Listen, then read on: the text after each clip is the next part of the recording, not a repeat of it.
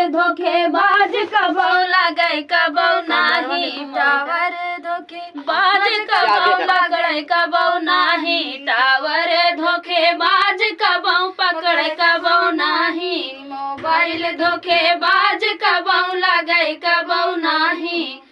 सोने की थाली में जवना परोसे सोने की थाली में जवना परोसे बलम रंग बाज कबो जेवई कबो नाही बलम रंग बाज कबो जेवई कबो नाही मोबाइल धोखेबाज कबो लगे कबो नाही मोबाइल धोखेबाज कबो लगे कबो नाही झजरे गेडुलवा गंगा जल पानी झजरे गेडुलवा गंगा जल पानी बलम रंग बाज कबो घुटई कबो नाही बलम रंग बाज कबो घुटई कबो नाही मोबाइल धोखेबाज कबो लगई कबो नाही मोबाइल धोखेबाज कबो लगई कबो नाही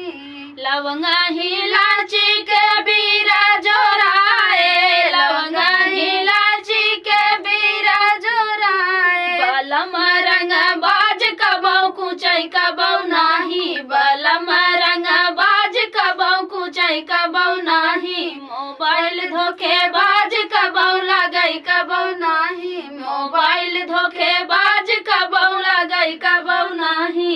बेला चमेली का सेजा लगाए बेला चमेली का सेजा सजाए बलम रंग बाज कबो सोवई कबो नाही बलम रंग बाज कबो सोवई कबो नाही मोबाइल धोखेबाज कबो लगई कबो नाही टावर धोखेबाज कबो पकड़े कबो नाही टावर धोखेबाज कबो पकड़े कबो नहीं।